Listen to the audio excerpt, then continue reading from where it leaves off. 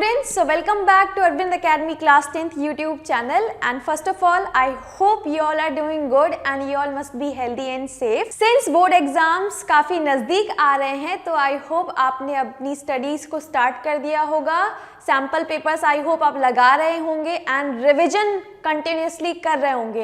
And अगर हम revision की बात करें तो वन शॉट वीडियो जो होते हैं सबसे इफेक्टिव होते हैं किसी भी चैप्टर को रिवाइज करने के लिए. So today I have prepared one shot video for chapter 9 that is heredity and evolution. And ये थोड़ा बायोलॉजी का थोड़ा सा डिफिकल्ट चैप्टर है, तो आई होप कि आज के सेशन के बाद आपके सारे डाउट्स क्लियर हो जाएंगे एंड आपको ये चैप्टर बहुत ही अच्छे से समझ में आए. So without wasting much time, let's begin with our session. Okay, this is for those students who wants to buy sample papers. Sample papers की प्रैक्टिस अगर आप करना चाहते हैं तो लिंक डिस्क्रिप्शन में है, आप वहाँ से जाकर सैम्पल पेपर परचेज कर सकते हैं. Okay, now next is syllabus. Chapter 9 में आपको कितना सिलेबस पढ़ना है अपने एग्जाम्स के लिए, तो देखिए इसमें दो ही टॉपिक हैं, हेरिडिटी एंड इवोल्यूशन है. ठीक है, तो इवोल्यूशन को पूरा हटा दिया है सीबीएसई ने, केवल आपको हेरिडिटी पढ़ना है. अब हेरिडिटी के अंदर क्या क्या पढ़ना है, सबसे पहले आपको हेरिडिटी की डेफिनेशन पढ़नी होगी, देन कुछ कॉमन टर्म्स है जैसे कि क्रोमोसोम, जीन्स, ठीक है, फिनोटाइप, जीनोटाइप, वो सब रहेगा. देन मेंडल्स का कॉन्ट्रीब्यूशन एंड उनके लॉज आपको पढ़ने होंगे. ठीक है, देन आपका 6 डिटर्मिनेशन है. ठीक है, इसको आपको पढ़ना रहेगा. ठीक, तो let's begin with our very first definition that is heredity. What is heredity? तो हेरिडिटी मतलब होता है transmission of characters from one generation to next generation. ठीक है, जैसे कि हम अपने मम्मी पापा के ही बच्चे हैं. ठीक है, हमारा भी उनकी तरह ही फीचर्स है, जैसे कि 2 कान है, 2 आँख है. ठीक है, देन 2 हाथ हैं, 2 पैर हैं. ठीक है, हम सीधा चल पाते हैं. ठीक, तो ये सारे फीचर्स जो हैं वो हमें अपने मम्मी पापा से मिले हैं, हम अपने मम्मी पापा की तरह ही दिखते हैं. ठीक है, not 100% but features, body design तो उनकी तरह ही है ना. ठीक है, तो इसी को क्या कहा जाता है, हेरिडिटी कहा जाता है. कभी ऐसा हुआ है कि ह्यूमंस डॉग्स को जन्म दे रहे हैं? नहीं होता है ना. कैट्स जो हैं वो क्या पपी को बर्थ देंगी? नहीं देंगी. कैट हमेशा किटन को ही बर्थ देगी, डॉग हमेशा पपी को ही बर्थ देंगे. ठीक है, तो ये जो फीचर्स होते हैं किसी एक जनरेशन के, वो दूसरी जनरेशन में पास जो हो रहे हैं उसी को हम कहते हैं हेरिडिटी. ठीक है, so this is the definition of heredity, the transmission of characters of और ट्रेड्स या कैरेक्टर्स बोलिए, दोनों सेम बात है, from the parents to their offspring. तभी हमारा जो भी बॉडी का डिज़ाइन है, फीचर है, वो हमारे पेरेंट्स की तरह होता है. इसी को हेरिडिटी कहा जाता है. ठीक है, तो सिंपल टर्म्स में बोले तो हेरिडिटी मतलब कंटिन्यूटी ऑफ फीचर्स. जो आपके पेरेंट्स के फीचर्स है वही फीचर्स आपको भी मिलेंगे. ठीक, नाउ नेक्स्ट इज वेरिएशन. अभी मैंने बताया था ना कि हम 100% अपने पेरेंट्स की तरह नहीं दिखते हैं. ठीक है, बॉडी डिज़ाइन एंड फीचर उनकी तरह है, लेकिन क्या हमारा फेस एकदम डिट्टो अपने पेरेंट्स की तरह है? नहीं है. तो ये जो डिफरेंसेस आते हैं सेम स्पीशीज के होकर भी, मतलब हैं हम सारे ही ह्यूमंस, लेकिन स्टिल किसी का भी जो फेस है वो मैच नहीं करता है. ठीक है, तो इसी को कहा जाता है वेरिएशन. ठीक है, सेक्सुअल रिप्रोडक्शन का बहुत ही इंपॉर्टेंट पार्ट होता है वेरिएशन. हम एक ही स्पीशीज के होकर भी अलग अलग दिखते हैं सारे के सारे. ठीक है, एंड ये चीज़ क्यों हो रही है? क्योंकि हम में क्या है, वेरिएशंस. जैसे कि आपने देखा होगा किसी में मम्मी के कलर जो होता है आंखों का वो ब्लू होता है एंड फादर का ब्लैक है, बट कभी कभी जो बच्चा होता है ना उसमें मम्मी का ही आंख का कलर आता है, ना ही फादर का आंख के कलर आता है, उसका एकदम अलग ही कलर आता है, ग्रीन आ गया. तो वो क्यों आया है? Because of the variations. ठीक है, देन बालों में भी है, दोनों फादर एंड मदर के बाल स्ट्रेट है लेकिन बच्चे के बाल कर्ली हैं. तो ये सब चीज़ें जो देखने को मिलती हैं हमें, ये वेरिएशंस की वजह से हो पाती हैं. ठीक है, देन फादर एंड मदर का कलर बहुत ही फेयर है, बच्चा थोड़ा सा डार्क है, तो ये सब वेरिएशंस की वजह से होता है. ठीक है, देन ईयर लोब्स भी आपने देखे होंगे. 2 टाइप्स ऑफ ईयर लोब्स पाए जाते हैं, एक होता है अटैच और एक होता है फ्री. तो कुछ लोगों में जो ईयर लोब्स होते हैं वो फ्री होते हैं, जैसे मेरे तो फ्री हैं. ठीक है, एंड किसी में अटैच होते हैं. ठीक है, देखिए ये ईयर है, ये इस तरह से अगर आपके फेस से अटैच है तो इसको कहा जाता है अटैच ईयर लोब. एंड अगर ये आपके स्किन से ऐसे निकला हुआ है, फ्री, इसको कहते हैं फ्री ईयर लोब. तो ये चीज़ें क्यों होती हैं? वेरिएशन की वजह से, ठीक है। तो सेम स्पीशीज के होके भी हम एक जैसे नहीं हैं, that is because of variations. Now next is inheritance. Inheritance मतलब होता है ट्रांसमिशन ऑफ कैरेक्टर्स जो कि जेनेटिकली कंट्रोल्ड हैं, ठीक है। जैसे कि मान लीजिए आपके फादर जो है बहुत ही अच्छा क्रिकेट खेलते हैं, ठीक है, he is a very good cricketer. जैसे कि अभी विराट कोहली, अनुष्का का बेबी होने वाला है ना, तो विराट कोहली कैसा है, बहुत ही अच्छा क्रिकेटर है। पर क्या ज़रूरी है कि उनका जो बेबी होगा वो भी क्रिकेटर बनेगा? नहीं। क्यों? क्योंकि ये जो फीचर है वो उसने अपनी लाइफ टाइम अचीव किया है, प्रैक्टिस कर कर। बॉर्न नहीं हुआ था उसके साथ। जो विराट कोहली हैं हमारे, वो बॉर्न नहीं हुए थे क्रिकेटर, उन्होंने प्रैक्टिस करी, उनका इंटरेस्ट था इस फील्ड में, तभी वो क्रिकेटर बने। ज़रूरी थोड़ा ना है कि उनका बेबी भी क्रिकेटर होगा। तो इस तरह के कैरेक्टर्स कभी भी जेनेटिक्स कंट्रोल नहीं करता है।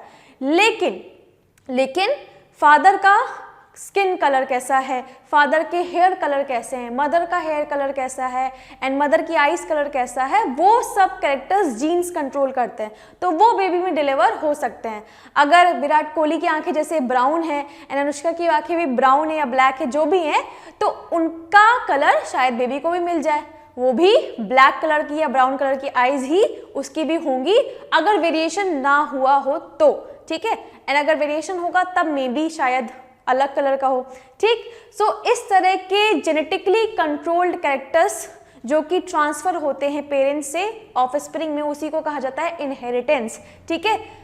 हमारे बहुत सारे कैरेक्टर्स हम अपने लाइफ टाइम अचीव करते हैं, लेकिन इट इज़ नॉट नेसेसरी कि वो आपके अपकमिंग जनरेशन में भी जाएं। जैसे कि सिंगर जो है उसका बेबी भी सिंगर बने, ठीक है, ज़रूरी नहीं है। डांसर का बेबी डांसर बने, ज़रूरी नहीं है, क्योंकि ये सारे कैरेक्टर्स हम अपने लाइफ टाइम अचीव करते हैं, ठीक है। इसको जीन्स कंट्रोल नहीं करते। Okay students, so it is a transmission of genetically controlled characteristics from one generation to next. तो एक जनरेशन से दूसरी जनरेशन में वही कैरेक्टर्स ट्रांसफर होते हैं जो कि जीन्स कंट्रोल करते हैं। ओके, नेक्स्ट इज कुछ कॉमन टर्म्स दिए गए हैं, जैसे कि क्रोमोसोम। बहुत ही ज़्यादा ये बहुत ही कंफ्यूज होते हैं इसमें बच्चे। तो देखिए, सेल आप समझते हैं, ठीक है, आप सभी ने क्लास 9 पढ़ा है, सेल चैप्टर आप पढ़ के आए हैं, ठीक है। सेल में होता है न्यूक्लियस, जानते ही हैं, एंड न्यूक्लियस में प्रेजेंट होता है क्रोमोसोम, एंड क्रोमोसोम में प्रेजेंट होते हैं जीन्स। एंड अभी आपने पढ़ा ना, जीन्स ही सारे कैरेक्टर्स कंट्रोल करता है जो कि पेरेंट्स से ऑफस्प्रिंग में जाते हैं, ठीक है। तो क्रोमोसोम आप कह सकते हो, यहीं पर आपका बेसिकली साइट है इनहेरिटेंस का, क्योंकि क्रोमोसोम में ही आपके जीन्स लाई करते हैं। सो देखिए, it is a thread like structure, धागे जैसा होता है, ठीक है, धागे जैसा स्ट्रक्चर होता है, न्यूक्लियस में पाया जाता है, ठीक है, of a cell formed of DNA which carries a gene।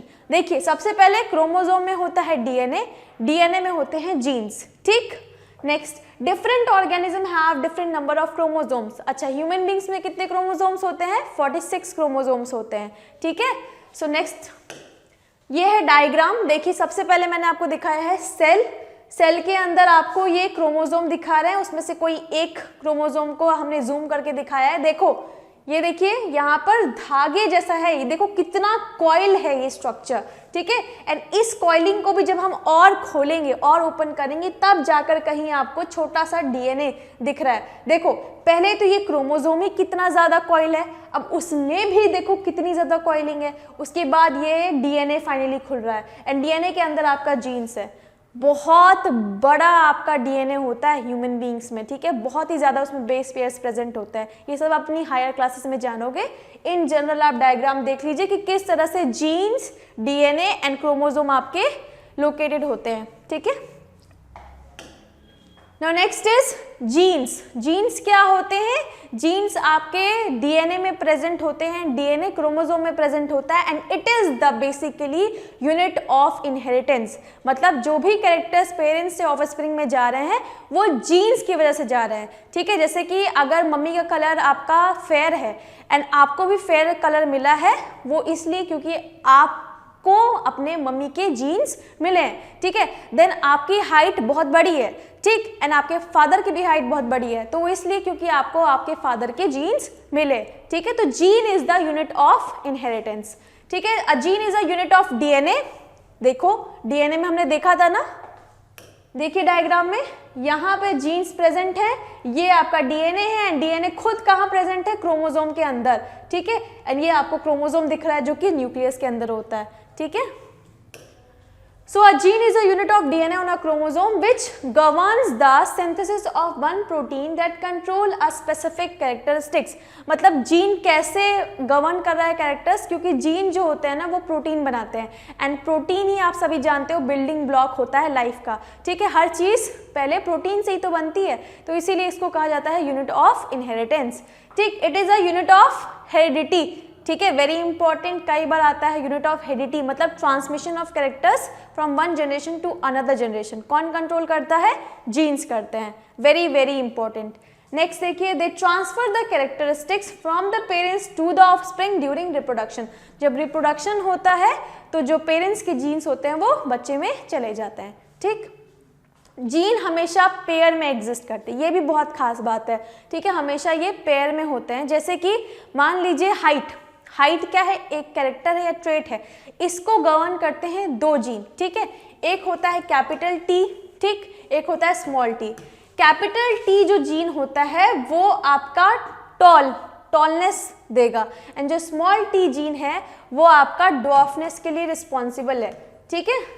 Small T for dwarfness and capital T for आपका टॉलनेस, ठीक है। तो अगर प्रोजेनी में कैपिटल टी और कैपिटल टी जीन्स गए हैं, दैट मीन्स जो प्रोजेनी होगा वो टॉल होगा, ठीक है। एंड अगर प्रोजेनी में स्मॉल टी जीन्स गए हैं, क्योंकि पेयर में ही जाते हैं, तो दैट मीन्स कि वो आपका ड्वार्फ होगा, छोटा होगा, ठीक है। एंड अगर कैपिटल टी और स्मॉल टी होगा, ठीक है, मिक्सचर में होगा, तब वो फिर भी टॉल ही होगा, क्योंकि जो टॉल होता है वो डोमिनेंट कैरेक्टर है, स्मॉल टी ड्वार्फ है, ठीक है। ये सब आपको डिटेल लेक्चर्स में बहुत ही अच्छे से समझाया गया है, तो आप वहाँ जाकर इसको ज़रूर देखिएगा, ठीक है। So for example if height is a trait, जैसे कि अगर हम हाइट को कैरेक्टर लेकर मानते हैं, ट्रेट या कैरेक्टर सेम ही चीज़ होती है, then there will be two genes, एक है जो कि कैपिटल टी है एंड दूसरी है स्मॉल टी। कैपिटल टी देखो टॉलनेस के लिए होती है एंड स्मॉल टी ड्वार्फनेस के लिए होती है, ठीक है। आई होप आपको ये समझ में आ गया होगा। So now next is dominant gene and recessive gene. देखो जीन्स जो होते हैं for controlling the same characteristics of an organism can be of two type, ठीक है। जैसे कि मान लीजिए हाइट एक कैरेक्टर है, तो उसको दो जीन आपका कंट्रोल कर रही होंगी, एक डोमिनेंट जीन, दूसरी रिसेसिव जीन, ठीक है। अब होमोजाइगस कंडीशन है, हेट्रोजाइगस कंडीशन समझते हैं। होमोजाइगस कंडीशन जहां पर दोनों ही जीन जो हैं, जो फादर से एंड मदर से जो दोनों ही जीन मिल रहे हैं वो आपके कैपिटल टी और कैपिटल टी हैं, तब तो प्रोजेनी जो होगा वो टॉल ही होगा, ठीक है। एंड अगर फादर आपका स्मॉल टी एंड मदर भी स्मॉल टी है, तब प्रोजेनी भी आपका डॉर्फ होगा। लेकिन अगर फादर के gene capital T and mother का जो जीन है वो आपका स्मॉल टी है, तो प्रोजेनी में जो जीन जाएगा वो होगा कैपिटल टी स्मॉल टी। अब हमें डिसाइड करना है कि कौन सा कैरेक्टर अपीयर होगा, क्योंकि इसमें जीन तो दोनों के हैं, टॉलनेस के भी डॉर्फनेस के, लेकिन एक्सप्रेस कौन सा होगा, तो इस केस में एक्सप्रेस डोमिनेंट जीन होगा, ठीक है। एंड हाइट के लिए टॉलनेस वाला जो जीन होता है वो डोमिनेंट होता है एंड डॉर्फनेस वाला जीन रिसेसिव होता है, ठीक है। तो अगर बेबी में डॉर्फनेस एंड टॉलनेस दोनों के ही जीन प्रेजेंट है, तो हमेशा वो टॉलनेस वाला जीन ही एक्सप्रेस हो पाएगा एंड जो बेबी होगा वो आपका टॉल पैदा होगा, ठीक है। नेक्स्ट आइए, अच्छा इसीलिए आपने देखा भी होगा कि अगर आपका फादर की हाइट बड़ी है एंड आपकी मदर की हाइट जो है वो छोटी है, बट आपको जो हाइट मिलती है वो हमेशा अपने फादर से मिलती है, क्यों? क्योंकि टॉलनेस का जीन हमेशा डोमिनेंट होता है ओवर डॉर्फनेस, ठीक है। तो हाइट हमेशा, अगर फादर आपके लंबे हैं मदर आपकी शॉर्ट हाइट की हैं, तो हमेशा आप भी लंबे ही होंगे, ठीक है। डोमिनेंट कैरेक्टर होता है, ठीक है। कभी कभी वेरिएशन हो सकता है बट इन जनरल यही कॉन्सेप्ट होता है, ठीक है। Then straight and curly hairs, कभी सेम सिनेरियो है, अगर आपकी मदर के हेयर स्ट्रेट हैं आपके फादर के हेयर कर्ली हैं, तो आपको भी मोस्ट प्रोबेबली कर्ली हेयर मिलेंगे। क्यों कर्ली हेयर मिलेंगे? क्योंकि कर्ली हेयर जो होता है वो डोमिनेंट होता है ओवर स्ट्रेट हेयर्स, ठीक है। तो ये सब चीज़ें हैं, ये सारे जीन्स कंट्रोल करते हैं, ठीक है। हेयर का कर्ल जो है वो डिपेंड कर रहा है जीन्स पर, ठीक है। तो जो जीन्स आपके डोमिनेंट होगी वही एक्सप्रेस हो पाती है। हाइट को भी जीन कंट्रोल कर रहा है, तो जो डोमिनेंट होगा वही एक्सप्रेस होगा, ठीक है। नाउ नेक्स्ट आते हैं recessive gene, the gene which can, sorry dominant gene पे आते हैं। सबसे पहले the dominant gene is a gene which decides the appearance of an organism even in the presence of an alternative gene. जैसे कि यहाँ पे तो एक कैपिटल टी था, एक स्मॉल टी था, तो यहाँ पर कैपिटल टी अपने आप को एक्सप्रेस कर पा रहा था एंड जो बेबी होगा वो टॉल होगा। तो अगर ऑल्टरनेटिव जीन प्रेजेंट है तो हमेशा डोमिनेंट जीन ही अपने आप को एक्सप्रेस कर पाएगा। एंड रेसेसिव जीन में ऐसा नहीं है, रेसेसिव जीन अपने आप को तभी एक्सप्रेस कर पाएगा जब अपने जैसा ही साथी उसके पास हो, ठीक है। अगर फादर मदर दोनों ही ड्वार्फ होंगे तभी वो एक्सप्रेस हो पाएगा। फादर अगर टॉल हो गया तब हमेशा जो प्रोजनी होगी वो हमेशा टॉल ही होगी, ठीक है। Next is genotype and phenotype, ठीक है। जीनोटाइप मतलब होता है, देखो कैपिटल टी ये बेसिकली आपका जेनेटिक मेकअप को दिखाता है किसी भी पर्टिकुलर ऑर्गेनिज्म में। जैसे कि कोई भी पर्टिकुलर ऑर्गेनिज्म अगर टॉल है, ठीक है, दैट मीन्स उसमें या तो कैपिटल टी वाला जीन प्रेजेंट होगा या कैपिटल टी स्मॉल टी, क्योंकि ये दोनों ही आपके क्या है, दोनों ही टॉल ही एक्सप्रेस करेंगे, ठीक है। जो आने वाली प्रोजेनी होगी वो टॉल ही होगी, ठीक है। लेकिन दोनों का जेनेटिक मेकअप तो अलग है ना, एक होमोजाइगस है, दैट इज उसमें दोनों ही जीन एक ही टाइप के, एंड दूसरा हेट्रोजाइगस है, एक में टॉल के भी जीन है एंड ड्वार्फ के भी जीन है। वो अलग बात है कि टॉल वाला एक्सप्रेस हो रहा है क्योंकि टॉल जो होता है वो डोमिनेंट जीन है, ठीक है।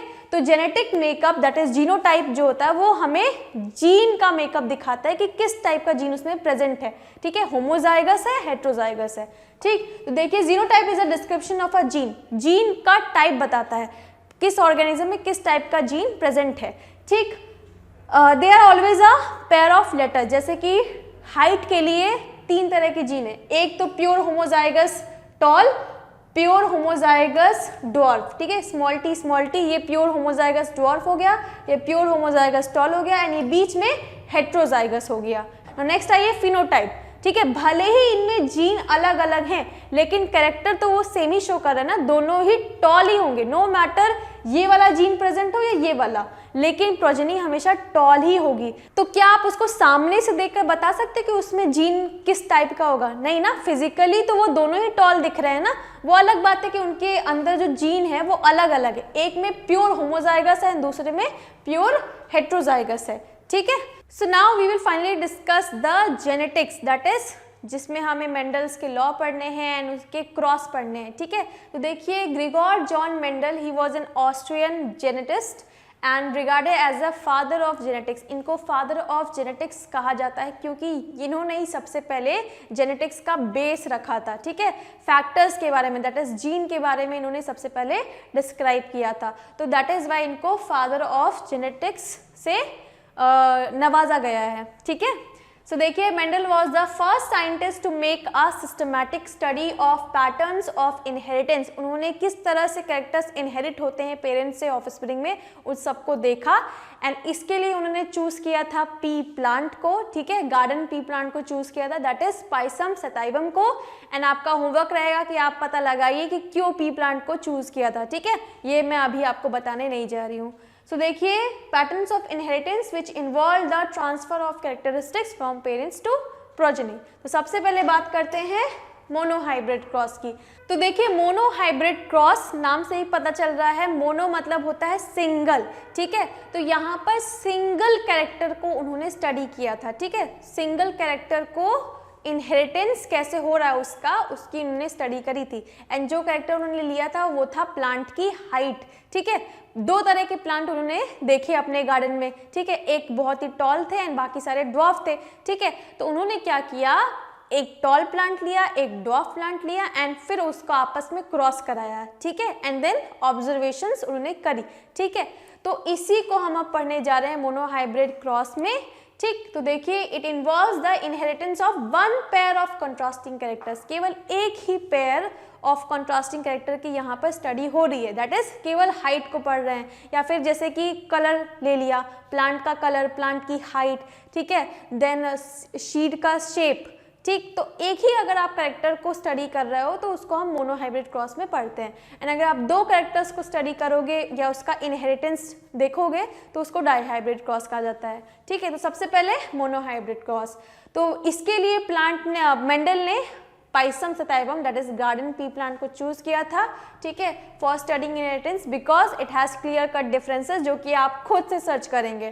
ठीक, अब आते हैं बात फाइनली क्रॉस की करते हैं। तो देखिए मैंने अभी आपको बताया ना, अगर टॉल प्लांट है, ठीक है, एंड ये प्योर टॉल प्लांट है, प्योर मतलब दैट इज होमोजाइगस, उन्होंने टॉल प्लांट लिया था, ठीक है, होमोजाइगस टॉल प्लांट है, दैट मीन्स उसमें प्योर जीन होंगे, कैपिटल टी।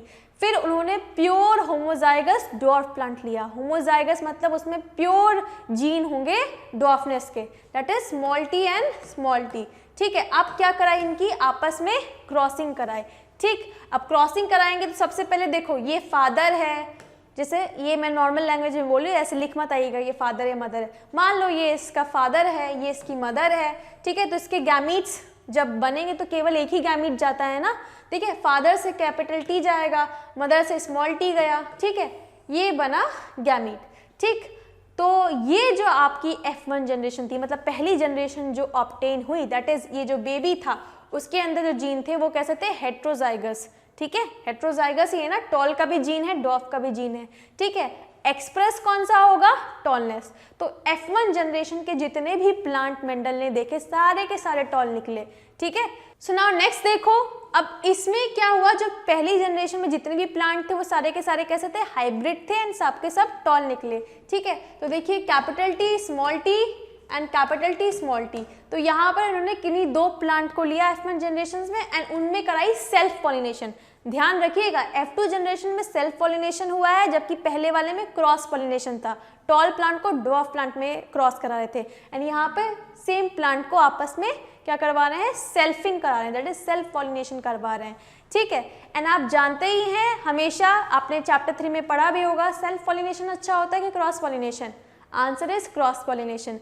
क्रॉस पॉलिनेशन में दोनों ही प्लांट के अच्छे फीचर आते हैं, एंड सेल्फ पॉलिनेशन में अच्छे के साथ साथ खराब फीचर भी आ जाते हैं, एंड यहाँ पर आप समझेंगे कैसे, ठीक है। तो देखिए जब हमने सेल्फिंग कराई, ठीक है, जब हमने सेल्फ पॉलिनेशन कराया, ठीक है, तो ये दोनों ही प्लांट कैसे थे, टॉल। तो देखिए ये गैमीट बनेगा ना, ये फादर के जीन्स है, ठीक, ये मदर के जीन्स है। अब जब ये गैमीट में जाएंगे तो दो तरह के गैमीट बन सकते हैं, ठीक है, एक कैपिटल टी एक स्मॉल टी, यहाँ पर भी दो तरह के बनेंगे, कैपिटल टी स्मॉल टी।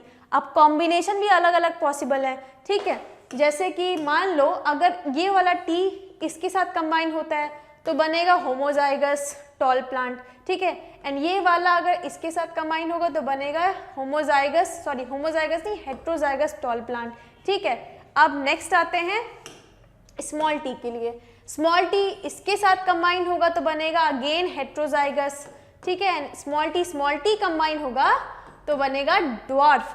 तो देखो पहले जनरेशन में जब हमने क्रॉस पॉलिनेशन कराया तो सारे के सारे प्लांट आपके कैसे से टॉल थे, ठीक है, एंड जब हमने इन्हीं टॉल प्लांट में देखो दोनों ही टॉल हैं, ठीक है, लेकिन जब हमने इनकी आपस में सेल्फिंग कराई तो हमें टॉल के साथ साथ यहाँ पर ड्वार्फ प्लांट भी दिखाई पड़ा।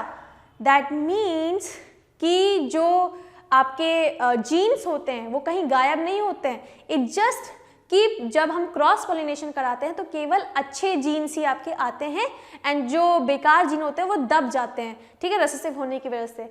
एंड जब सेल्फ पॉलिनेशन कराओगे तो अच्छे के साथ साथ खराब जीन भी आ जाते हैं, देख लो एग्जाम्पल में ही है। एंड ये चीज़ आपने अपने डेली लाइफ में भी नोटिस की होगी, ठीक है, आपने हमेशा सुना होगा ना कि ब्लड रिलेशंस में शादी नहीं कराई जाती, कभी भी ब्रदर सिस्टर की शादी नहीं कराई जाती है, ठीक है, भाई बहन की शादी होती है नहीं होती है, ठीक है, देन मदर एंड सन की शादी होती है नहीं, कभी भी नहीं, मौसी एंड भतीजे की शादी होती है नहीं, ब्लड रिलेशंस में कभी भी शादी नहीं कराई जाती है। क्यों?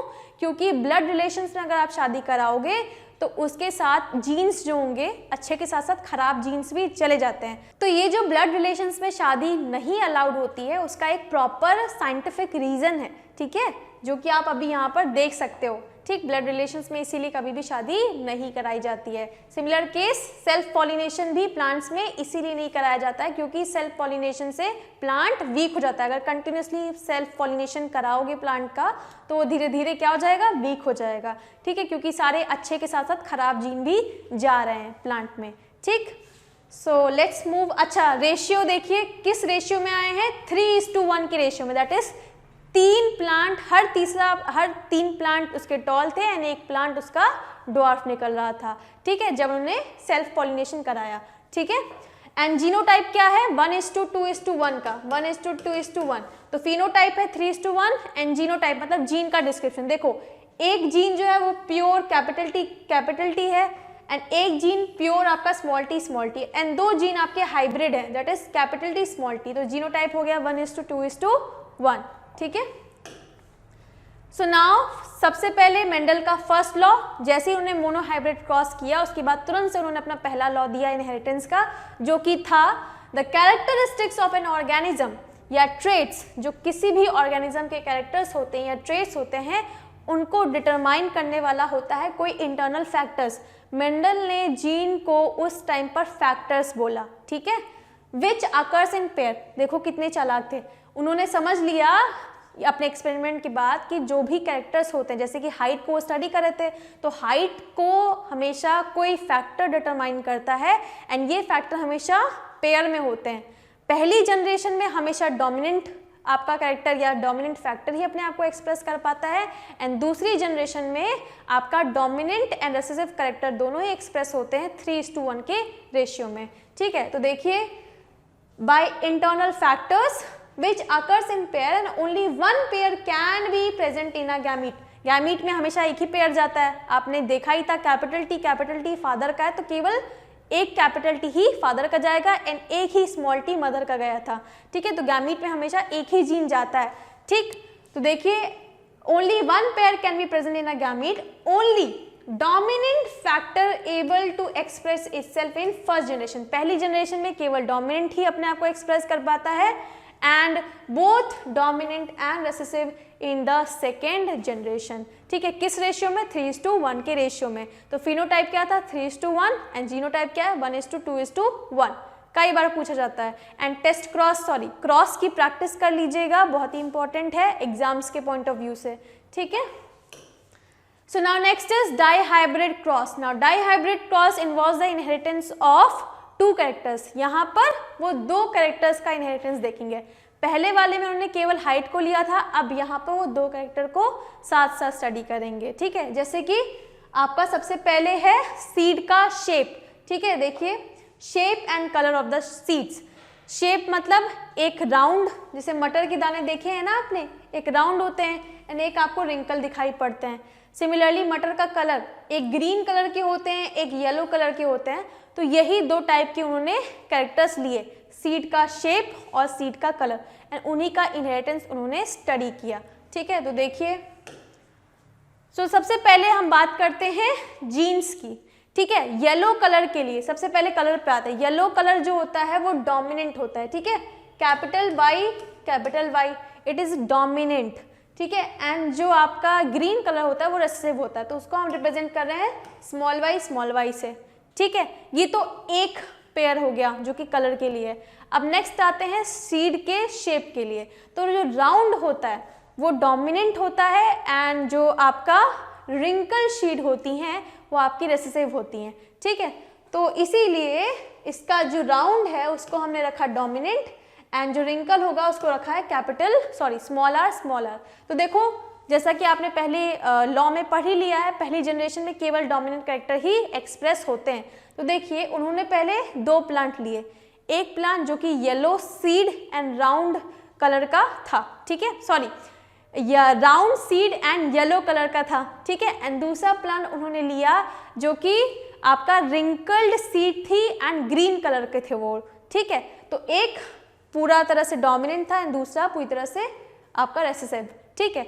अब जैसे ही आपस में इनका क्रॉस पॉलिनेशन कराया गया तो पहले जनरेशन में सारे प्लांट कैसे होते हैं, केवल डोमिनेंट कैरेक्टर को एक्सप्रेस करते हैं। तो बताइए सीड शेप कैसा होगा, राउंड की रिंकल, राउंड होगा, क्यों, क्योंकि round is dominant over wrinkle, ठीक है। सीड कलर कैसा होगा, ठीक है, येलो या ग्रीन, येलो, क्यों, क्योंकि yellow is dominant over green, ठीक है। तो इसीलिए यहाँ पर आपको हाइब्रिड जो दिखाई दे रही है उसमें capital Y, capital R, small r, ठीक है। जीन्स तो दोनों की प्रेजेंट है, डोमिनेंट के भी एंड रिसेसिव के भी, लेकिन एक्सप्रेस केवल डोमिनेंट का ही होता है, ठीक है, ये आप पढ़ चुके हैं। तो पहली जनरेशन में सारे के सारे प्लांट जितने भी थे वो सब के सब येलो कलर के थे एंड राउंड शेप में थे, ठीक। अब इनकी जब सेल्फिंग कराएंगे तो देखो यहाँ पे कितने गैमीट्स बनेंगे, अलग अलग कॉम्बिनेशन पॉसिबल है ना। ये Y कैपिटल R के साथ भी जा सकता है, ठीक है। देन ये वाला Y स्मॉल r के भी साथ जा सकता है, ठीक है। Then small y capital R के साथ जाएगा, then small y small r के साथ जाएगा। तो 4 अलग कॉम्बिनेशन बने, एक कैपिटल Y कैपिटल R, दूसरा कैपिटल Y स्मॉल r, ठीक है। Then small y capital R, small y small r, ठीक है। तो ये 4 कॉम्बिनेशन थे, उसी को ही उन्होंने दूसरे प्लांट में भी ले लिए, ठीक है। तो 2 प्लांट लिए उन्होंने एंड आपस में कराया क्रॉसिंग, ठीक है। एंड ये आपस में आप देख लीजिएगा बनाकर एंड इस तरह से आपको रेशियो ऑब्टेन होगा। सो 9:3:3:1 का रेशियो ऑब्टेन होता है, ठीक है। 9 जो इन्होंने देखे प्लांट, ठीक है, वो किस टाइप के थे, same parental combination yellow round थे, ठीक है। 9 आपके कैसे देखने को मिले, येलो राउंड सीड्स आपको देखने को मिली, ठीक है। एंड देन एक सीड आपकी देखने को मिली ग्रीन एंड रिंकल, ठीक है। ये आपके पेरेंटल कॉम्बिनेशन है। तो मेंडल ने कहा हाँ ठीक है, ये तो होता ही आ रहा है, लेकिन इसके साथ साथ उनको नए कॉम्बिनेशन भी देखने को मिले। ये तो पेरेंटल कॉम्बिनेशन है ही, ठीक है, 9:1 के रेशियो में, लेकिन इसके साथ साथ उनको नए कॉम्बिनेशन भी देखने को मिले जो कि हमें जब मोनोहाइब्रिड क्रॉस किया तब नहीं मिले थे, सारे ही आपके पेरेंटल कॉम्बिनेशन थे। यहाँ पे आपको नया कॉम्बिनेशन देखने को मिला, दैट इज 3 उनको राउंड ग्रीन मिल रहे हैं, ठीक है, राउंड ग्रीन, देखो राउंड ग्रीन एंड 3 उनको रिंकल्ड येलो मिल रहे थे, ठीक है, जो कि पेरेंट में थे ही नहीं, ठीक है। पेरेंट 2 ही टाइप के थे, एक तो येलो राउंड था, एक ग्रीन रिंकल, बट नया कॉम्बिनेशन देखने को मिल रहा है, एक है रिंकल्ड येलो एंड दूसरा राउंड ग्रीन, ठीक है। तो ये एक नई खास चीज उनको पता लगी, ठीक है। किस रेशियो में थे, 9:3:3:1 के, ठीक है। केवल एक ऐसा प्लांट था जो कि ग्रीन रिंकल था, 9 प्लांट आपके येलो राउंड थे एंड 3:3 आपके नए रिकॉम्बिनेंट जो कि देखने को मिल रहे थे, wrinkled yellow and round green, ठीक। तो इसी बेसिस पे उन्होंने फाइनली अपने 2nd एंड 3rd लॉ भी दिए, जो कि क्या थे, सबसे पहले आते हैं लॉ ऑफ सेग्रीगेशन। सेग्रीगेशन मतलब समझ में आता है सेपरेशन, ठीक है। तो देखिए, the law of segregation states that during the production of gametes 2 copies of each heredity factor segregate so that offspring acquire 1 factor from each parents. In other words, allele pairs segregate during the formation of gamete and reunite randomly during fertilization. जैसे कि आपने देखा ना, ये आपका yellow था, ठीक है, येलो कैपिटल Y था एंड स्मॉल y था, हाइब्रिड प्लांट की बात हो रही है, ठीक है। हाइब्रिड में कैपिटल Y स्मॉल y था and capital R small r था, ठीक है। एंड प्लांट कैसे थे, येलो राउंड, लेकिन आपको 4 अलग अलग तरह के गैमीट देखने को मिले एंड अलग अलग कॉम्बिनेशन बनाए थे। एक Y इसके साथ कंबाइन हो रहा था, कैपिटल Y कैपिटल R, ठीक है। एक Y फिर इसके साथ गैमीट बनाना था, कैपिटल Y स्मॉल r, ठीक है। Then small y capital R के साथ भी बनाना था, स्मॉल y स्मॉल r के साथ भी बनाना था। तो 4 आपको अलग अलग कॉम्बिनेशन देखने को मिले, ठीक है, small y capital R, small y small r। तो 4 अलग अलग गैमीट्स बन रहे हैं इंडिपेंडेंटली, ठीक है। ऐसा इसमें कोई फिक्स रूल नहीं है कि कैपिटल Y केवल कैपिटल R के साथ ही गैमीट बनाएगा या स्मॉल y केवल स्मॉल r के साथ, ठीक है। तो यहाँ पर इंडिपेंडेंटली ये जो गैमीट्स होते हैं वो सेग्रीगेट होते हैं एंड फिर फाइनली रैंडमली वो आपस में कंबाइन होते हैं, ठीक। तो इसी चीज को लॉ ऑफ सेग्रीगेशन एक्सप्लेन करता है। 4 अलग अलग तरह के गैमीट्स जो हमने बनाए, ठीक है, F1 जनरेशन में डाइहाइब्रिड क्रॉस के, ठीक है। Now next is law of independent assortment. जो भी आपके ट्रेट्स होते हैं, जैसे कि 2 ट्रेट्स इन्होंने लिए थे, सीड का शेप एंड सीड के कलर्स, तो उसके जो गैमीट्स थे, ठीक है, वो अपने मर्जी से इंडिपेंडेंटली सेग्रीगेट हो रहे थे। आपने देखा था ना, देखो डिफरेंट कॉम्बिनेशन बन रहा है, ठीक है। एक बार कैपिटल Y कैपिटल R के साथ जा रहा है, दूसरी बार कैपिटल Y स्मॉल r के साथ जा रहा है, फिर स्मॉल y कैपिटल R के साथ जा रहा है, स्मॉल y स्मॉल r के साथ जा रहा है। तो ये इंडिपेंडेंटली एंड रैंडमली आपके आपस में कंबाइन होते हैं, ठीक है। एंड देन सेम चीज दूसरे पेरेंट्स के साथ मिलेगी, देन उसमें भी वो रैंडमली आपके असॉर्ट होते हैं। तो इसकी वजह से नए अलग अलग जीन्स को भी अपॉर्चुनिटी मिलती है, या कहीं ट्रेड्स को भी अपॉर्चुनिटी मिलती है अपने आप को एक्सप्रेस करने की, एंड दैट इज़ वाई हमें नए रिकॉम्बिनेंट भी देखने को मिले। पेरेंटल के साथ साथ नए रिकॉम्बिनेंट जो कि पेरेंट में कभी देखने को भी नहीं मिले थे, नए वो भी देखने को मिले, जैसे कि रिंकल्ड येलो कलर का प्लांट देखने को मिल गया, ठीक है, एंड राउंड ग्रीन कलर का प्लांट देखने को मिल गया। वो किस लिए? क्योंकि जो भी हमारे कैरेक्टर्स होते हैं, ठीक है, वो आपके इंडिपेंडेंटली आपके सेग्रीगेट होते हैं, देन रैंडमली ही वो आपके जाते हैं, ठीक है। तो इसी वजह से हमें इंडिपेंडेंटली असॉर्टमेंट दिखाई पड़ता है कैरेक्टर्स का। इसी चीज़ को उन्होंने एक्सप्लेन किया मेंडल ने लॉ ऑफ इंडिपेंडेंट असॉर्टमेंट में। सो now next topic is sex determination in human being, ठीक है। जो अपकमिंग चाइल्ड है, whether it would be a girl और अ बॉय, उसके पीछे कौन से जीन्स रिस्पॉन्सिबल होते हैं, कौन से क्रोमोसोम रिस्पॉन्सिबल होते हैं, अब हम उसी को जानेंगे। तो देखिए हमारे बॉडी में, दैट इज ह्यूमन बीइंग्स में 46 क्रोमोसोम्स पाए जाते हैं, that is 23 pair of chromosomes होते हैं, ठीक है, जिसमें से 22 पेयर जो क्रोमोसोम्स होते हैं वो सबकी बॉडी में सेम होते हैं, उनको हम ऑटोसोम्स कहते हैं, ठीक है। वो हमारे पूरी बॉडी के सेल्स में पाए जाते हैं, ठीक है। जो लास्ट पेयर ऑफ क्रोमोसोम होता है, that is 23rd pair of chromosome, it is called as sex chromosome which will help in determining the sex of an individual, ठीक है। जो लास्ट पेयर होता है क्रोमोसोम का, वही किसी भी पर्टिकुलर ऑर्गेनिज्म का सेक्स डिटरमाइन करता है, ठीक है। अगर फीमेल है तो लास्ट पेयर ऑफ क्रोमोसोम जो होगा वो होगा XX, एंड अगर मेल है तो it is X and Y, and now we will see how, ठीक है। तो देखिए सबसे पहले normal human cell have 46 chromosome, that is 23 pairs of chromosome in the nucleus. Out of the 46 chromosomes, particularly 1 pair is of sex chromosome, ठीक है। And ये हमारी बॉडी में केवल नॉन सोमैटिक पार्ट में, दैट इज रिप्रोडक्टिव पार्ट में पाया जाता है, ठीक है। एंड इसका काम होता है सेक्स ऑफ एन इंडिविजुअल को डिटरमाइन करना कि whether the particular child will be a female और अ मेल, ठीक। सो देखिए sex chromosome are named as X and Y, ठीक है। मेल में X and Y होता है, फीमेल में X and X होता है, ठीक। ये लास्ट पेयर है, 23rd पेयर ऑफ क्रोमोसोम की बात हो रही है, ठीक है। एंड बाकी जो होते हैं 22 पेयर ऑफ क्रोमोसोम, उसको हम क्या कहते हैं? ऑटोसोम्स बोला जाता है, ठीक है। In females pair of sex chromosomes have both X chromosome, that is X's pair, and in male pair of sex chromosome have X and Y. And जो आपका सेक्सुअलिटी होती है किसी भी चाइल्ड की, वो डिटरमाइन होती है by the chromosomes of male, ठीक है। मेल पेरेंट के क्रोमोसोम्स पे वो डिपेंड करता है, ठीक है। स्पर्म्स पे डिपेंड करता है कि जो अपकमिंग प्रोजनी है वो मेल होगी कि फीमेल होगी, ठीक है। क्योंकि फीमेल्स में तो एक ही टाइप के क्रोमोसोम है, जो डिफरेंस है वो आपके मेल्स में होता है, एंड इसी की वजह से आपका डिटरमाइन होगा कि जो अपकमिंग चाइल्ड है वो मेल है या फीमेल। सो देखिए sex determination in human beings, तो देखो जब रिप्रोडक्शन होता है तो फादर में 22 पेयर क्रोमोसोम जो कि ऑटोसोम्स होते हैं वो जाते हैं, 22 पेयर वो, एंड ये 23वां पेयर ये वाला XY जाएगा, ठीक है। तो X and Y फादर से जाता है एंड मदर्स में होता है X and X, ठीक है। अब देखो गैमीट में तो केवल एक ही जा सकता है ना, दो अलग अलग तरह के गैमीट्स बनते हैं। इन male 50% of sperms carry X chromosome and 50% of sperms carry Y chromosome. अब डिपेंड करता है कि कौन पहले चला जाएगा, ठीक है। If X carrying sperm fertilises the ovum then it will be a female, and if Y carrying sperm fertilises the female then it will be a male child. So it is basically the sperms of the father which will determine the sex of the child and not the female. Female has nothing to do with that, ठीक है।